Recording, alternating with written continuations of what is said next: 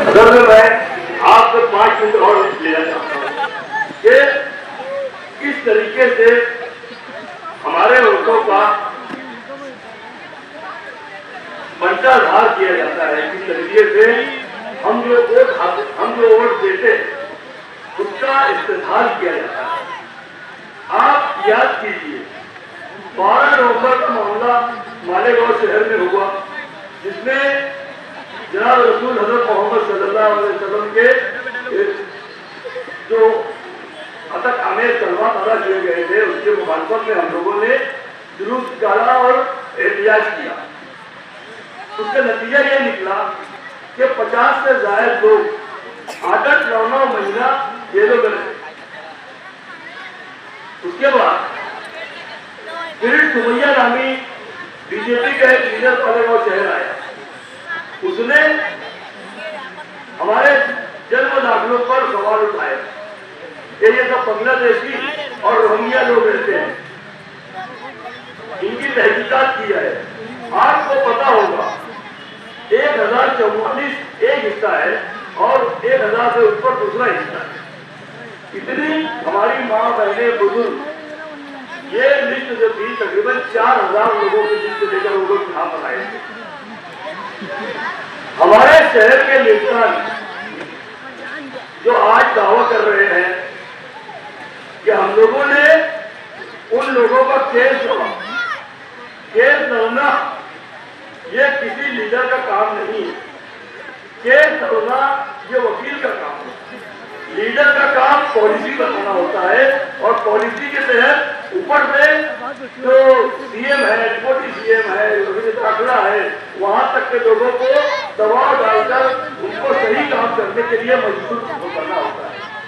हमारी बदकिस्मती है, हमने जो आज हमला दिया है मुफ्ती मोहम्मद इस्माइल का, ये मुफ्ती मोहम्मद इस्माइल साहब पूरे महाराष्ट्र में 288 एमएलए हैं, उसमें हमारे नाना के एक निशानी मुफ्ती मोहम्मद इस्माइल सिर्फ मालेगांव में है। जो हार गए आसिफ भाई, इनके हारने के बाद इन्होंने इस्लाम पार्टी के नाम से जिला के एक नाम बनाया इस्लाम। इनका महाराष्ट्र मालेगांव शहर के बाहर महाराष्ट्र में कोई नहीं। अब अगर ये कोई एहतजाज करना चाहे, किसी पर दबाव लाना चाहे और मालेगांव के शहरियान को राहत दिलाने की बात करना चाहे, तो आप मुझे बताइए ये किनके पास जाएंगे? अजीत दादा पवार के पास, एकनाथ शिंदे के पास, फडणवीस के पास?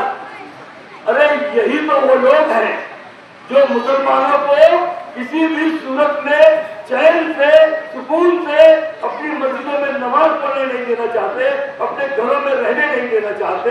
ये वो लोग हैं। हमारी पार्टी जो है, हम जिस अलायंस पे काम करते हैं, जिन लीडरों के साथ रहते हैं, वो राहुल गांधी है, वो शरद पवार साहब है, वो शशिकांत शिंदे साहब है, वो सुप्रिया सुले साहिबा है, जतेंद्र आवार साहब है।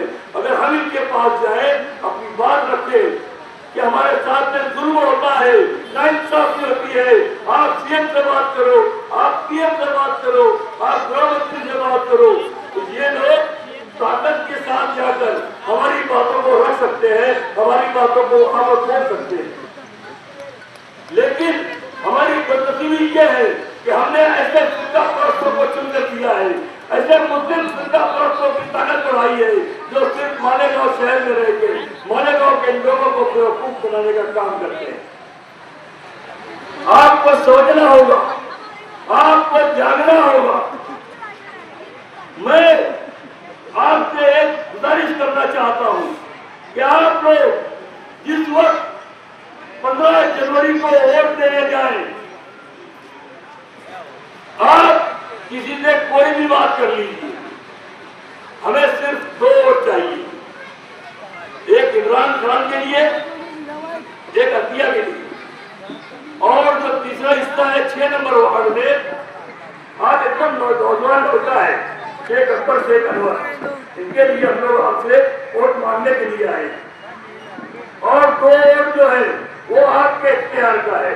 तो वोट जो ये निशानी है तुम्हारी, इस निशानी पर हम आपसे चाहते हैं, आप जब वोट देने जाए, आप अपने जब केबिन में जाएंगे वहां पर 4 मशीनें रखी होती है, आपको चारों वक्त को एक एक मरतबा दबाना है। निशानी आप देखिए और उस निशानी पर आप वो बटन दबाने की कोशिश कीजिए और अल्लाह इसमें आपको कामयाब करे कि आप एक सही हकदार को उसका वोट दें। आप जिस वक्त वोट देने जाते हैं वहां पर सिर्फ आप होते हैं और आपका अल्लाह रब्बुल इज्जत वहां पर होता है, आपका ज़मीर वहां पर होता है, आपका दिल वहां पर होता है। आप जिस वक्त वोट देने जा रहे हैं वहां पर मालेगांव शहर का एसपी हो, डिप्टी हो, प्रांत हो और कोई उम्मीदवार हो या कोई भी लीडर हो, कोई गुंडा, कोई दादा, कोई आपका किसी की छाती में दम नहीं है तो वो आपका वोट देख ले कि आप किसे वोट देने जा रहे हैं। आप मालिक हो, आप मुख्तार हो, आप जिसे चाहो उसे वोट दे सकते हो। आप भलाई के लिए, अच्छाई के लिए, शहर की तरक्की के लिए आप अपना वोट दीजिए और इस शहर में रमजानपुरा को तरक्की याफ्ता बनाने के लिए, रमजानपुरे में साफ सफाई का निजाम अच्छा रखने के लिए, रमजानपुरा में हॉस्पिटल बने, प्ले ग्राउंड बने, बच्चों को तालीम के लिए अच्छे स्कूल बने, हाईटेक कंप्यूटराइज स्कूल बने, इसके लिए आप हमारे राष्ट्रवादी कांग्रेस पार्टी के नुमाइंदों को चुन करके मैं इस बात की जमानत देता हूँ, आपका वोट लेने के बाद हम जीते हारे जो भी हो वो अल्लाह की मर्जी है, लेकिन हम 5 साल तक आपके रास्ते में रहेंगे, आपसे मिलते रहेंगे, आपके पास आते रहेंगे, आपका काम करते रहेंगे।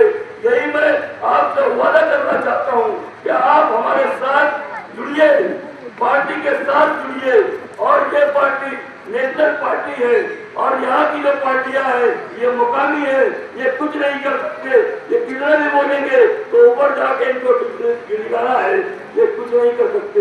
इसलिए आप ताकत के साथ जुड़िए, सेकुलर लोगों के साथ जुड़िए जो हिंदुस्तान को अमन का हिंदुस्तान, चैन का हिंदुस्तान बनाना चाहते हैं।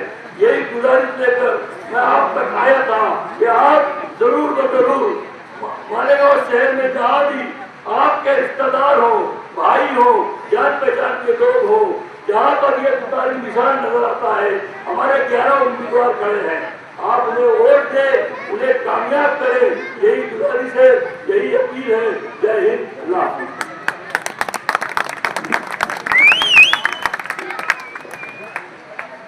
आप अपने मंजिल मकसूद तक पहुंचा, आप लोग आए, बहुत बहुत शुक्रिया। जय हिंद, जय महाराज, जय राष्ट्रवादी। अस्सलाम वालेकुम।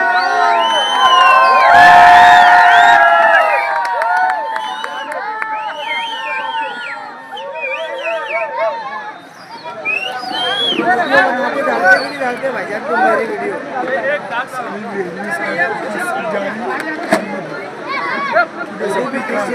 वीडियो बनेगी